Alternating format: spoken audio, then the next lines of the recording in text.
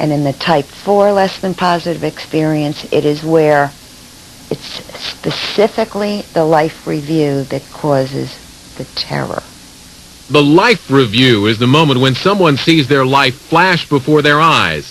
It is a common, generally positive element of many near-death experiences. But for an unfortunate few, it is anything but pleasant. Terry Gilder, a retired master electrician, says he has had 2 traumatic near-death experiences. The first, a type 1 experience, occurred in 1988 when he had surgery to staple his stomach in order to lose weight. During surgery, his heart suddenly stopped and he found himself out of his body. It's a very, very bright light. It's at the end of the tunnel. It was like a shimmering curtain. And as I got to the curtain, I was met by somebody. And they stopped me at the curtain and they said, "Terry," I said, "What?" They said, "You have to go back." And they told me I haven't learned what I'm supposed to learn. I haven't done what I'm supposed to have done. But despite experiencing the serenity of the brilliant light that so many say they've seen, Terry's encounter takes a dark turn. I didn't want to come back. I got to be honest. I wanted to stay there. I wanted to see God. I wanted to feel the experience of total bliss, and I was made to come back. Terry's rejection from the serenity of heaven is devastating. To me, my form of hell is that, and to me it's worse, being able to see through to the other side and watch what's happening there and seeing God, but never being able to touch him, never being able to feel him touching you, never enjoying the satisfaction of total bliss. And to me, it's worse. 8 years later, Terry says it happens again. He has a horrible near-death experience when a brain aneurysm sends him back into surgery. Truth, this time, I didn't think I was going to be around. All right, it was pretty bad. The procedure is well underway when Terry discovers he is no longer in the operating room, but inside an enormous library. There was books forever, almost like you couldn't see the end of all these books. And I started looking at one of them, and it was my book. It was my life book. Everything I've done, everything I've good, everything bad. And what it is, it's a moving picture of your life. But they don't edit anything. You see everything. After you've had that full life review to sort of jog your memory, you have to be judged on your life. The only thing is, there's nobody there to judge you but yourself. Terry says his near-death experience brings him face to face with his own arrogance and intolerance for others. He then has a decision to make. Right after I had the full life review, I had to judge whether I deserved to go on or not. Okay? And it's hard. It's really hard when you have to turn yourself away. You swear you won't do it, but you do. After viewing his life, Gilder says that he feels unworthy and turns himself away from the gates of heaven. So that full life review is really rotten, if you're a rotten person. And it's really tough on anybody.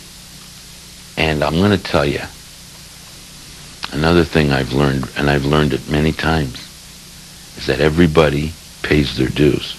Everybody. Nobody gets away with nothing. Nobody.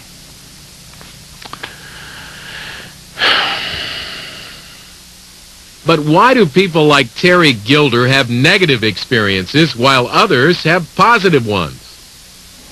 This frightening type of experience will occur in order to challenge the person to stop, look back, and reevaluate all of his previous choices, actions, reactions, thoughts, words, and then make necessary changes.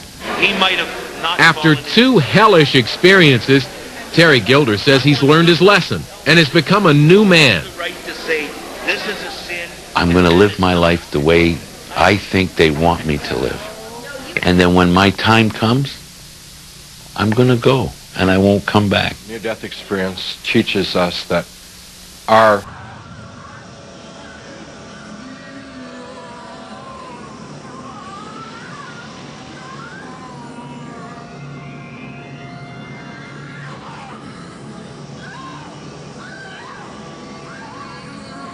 in comparison to the complexity and sophistication of what really is going to happen.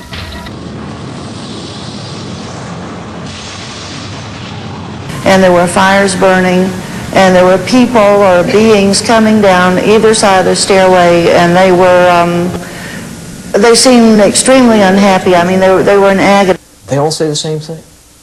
Almost every one of them changed their life afterward, including you. Absolutely. And I put my head back, and the moment I closed my eye, there's another flash. And I'm in mid-free fall into a pit that's pitch black. His lifelong wish to return to heaven had ended in a personal vision of hell. So it was hot. It was extremely hot, very humid and dense. Smoke coming out of the ground. I am split into 7. 2 of me, I'm living in my past. And I'm experiencing all the people that I had met throughout my life. They would come to me and get within my face and start pushing and screaming, and I would relive a moment that I'd caused them pain. Then he says he saw the suffering his death would eventually cause. My mother, I was there when she collapsed, finding out I was dead from a suicide. My daughter, she was 18, and she's sitting on the floor contemplating suicide because I wasn't there for her. Is when I went over to the other side, I would see people just grabbing, trying to get over one another, trying to get to this light, trying to get out of this pit.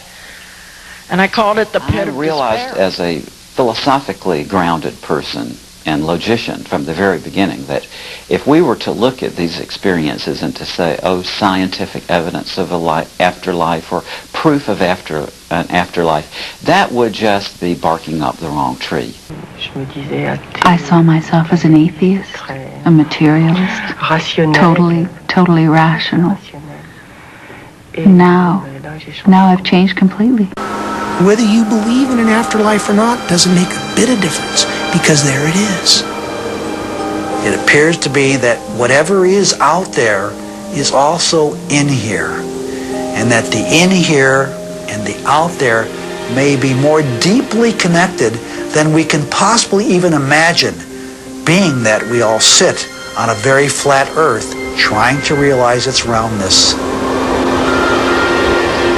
If we accept a near-death experience as something that does in fact occur, especially with all the events associated with it, we may have to change our understanding and develop new theories about the relationship between consciousness, the mind, and the brain. What if we're kidding ourselves by thinking that we're in control of our lives? What if there's another power? What if the secret of life is becoming who you really are? How differently would you live?